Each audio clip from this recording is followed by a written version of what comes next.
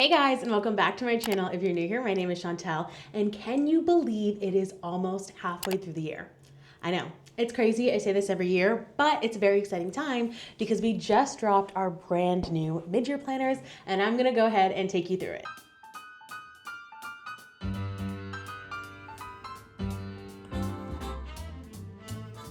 So whether you're on an academic year schedule or you're just looking for a fresh start in the middle of the year, I hope this planner can support you through it. In this video, I'm gonna walk you through my digital planner system. If you're brand new, welcome. And if you are already familiar with our planners, this is going to be similar to the planner that you know and love. We do have a couple of updates that I'm gonna go ahead and take you through. You'll start by choosing between the portrait and the landscape version. I personally use the portrait, but you can go ahead and just pick based on your own preference and the layout you like to have your planner in, because the functionality of both of these planners will be exactly the same.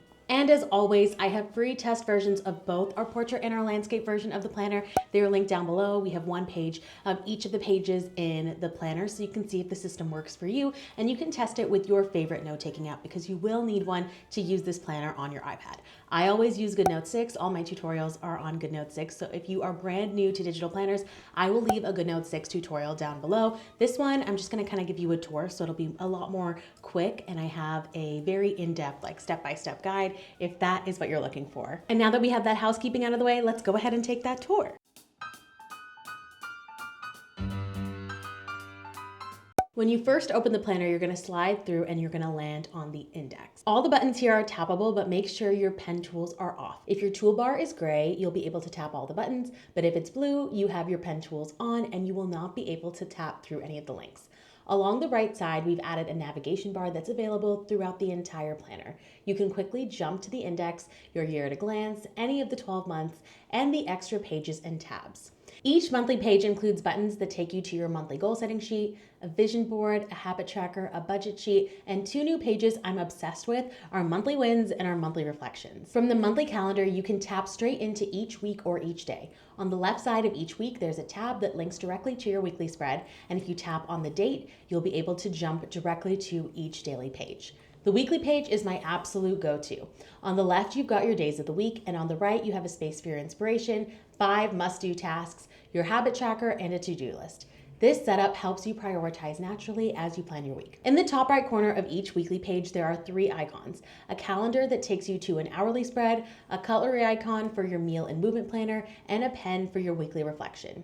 Each date is clickable to its corresponding daily page and taps right back to the weekly with the dates at the top. Each daily page includes an hourly schedule from 5 a.m. to midnight, a section for a gratitude, affirmation, and your top 3 must-dos, your highest value task, your to-do list, and a space again for your inspiration board. I love having the option to have daily and weekly pages in one planner, and that's really just something you can't do anywhere else but in a digital planner, because otherwise this planner would be absolutely ginormous, and I don't like to set up pages individually. I want them just to be done for me, which is why I like this format, and I like the option to be able to use or not use pages and just kind of jump around. I also have my favorite goal setting exercises in the front of the planner. If you haven't sat down and thought about your long-term vision in a while, I highly recommend doing at least a few of these. We have a life evaluation sheet, big picture journaling, an ideal week planner, a vision board for the entire year.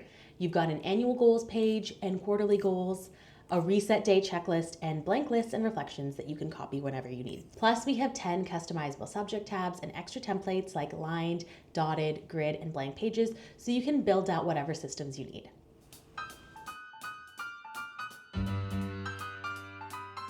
So here's how I use the system. I start by setting my big picture goals for the year to get really, really clear on what I want.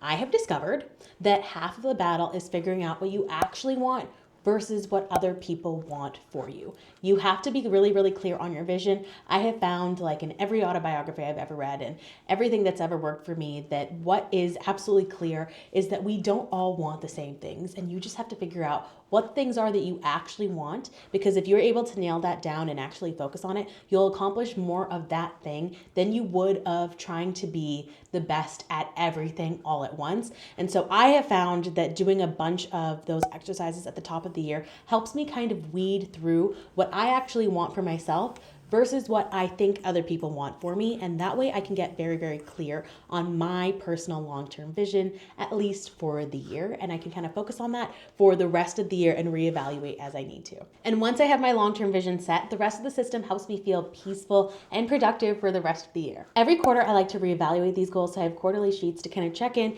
and to schedule kind of in advance things that are important. So I have my eye on them a couple of months ahead of time if I need to. Then at the start of every month, I like to schedule and I like to budget. I like to set my goals for the month and make a vision board. I guess the vision board is optional, but to me, setting a vibe is deeply important. And for the past couple of years, I have been adding extra blank pages to my monthly spread to track my wins and the memories I want to remember and to do a reflection. So I decided in this planner to go ahead and add that page in permanently for all of us. And then every week I like to schedule my tasks in a very, very specific way. The weekly pages are like my bread and butter because that is the kind of chunk of time that I think is perfect to kind of plan out tasks specifically, but I like to do it in a very specific way. And that is why my system is the way it is. I like to separate out my must-do tasks and my habits from the rest of my to-do list so that I am not wasting time doing busy work, because that is something that I used to very much struggle with before I implemented a system like this. So I like to kind of automate that for myself, and that is what this weekly page does for me. We also have an hourly version for all of you that like to time block or are very like meeting heavy, appointment heavy people.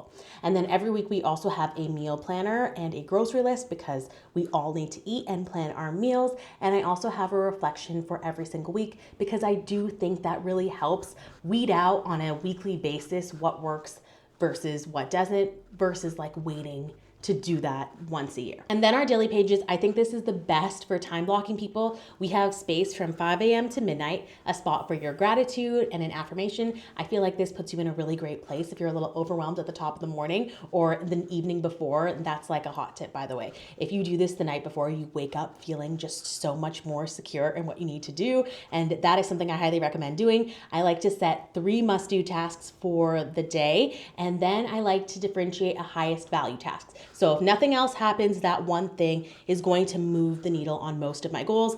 And then I have the rest of my to-do list. And of course, all over the place, we have inspiration boxes because I personally find that to be very motivating. So that is the system, and those are our mid-year planners. And of course, we have a bunch of fun covers and things, so it looks really, really cute and fun this year, I think, as well. If you like this planner, please let me know in the comments below. It really makes my day to see these planners working for you. I started this to just make planners for myself, and it has been so, so cool to see other people use them as well. This is absolutely a labor of love. I do this entirely by myself, and every single order I see come through, I see your name, and it just means the absolute world to me. I cannot thank you enough. So if you've been using our planner for a while, please let me know. I love to hear about that, and I will catch you next time. Bye.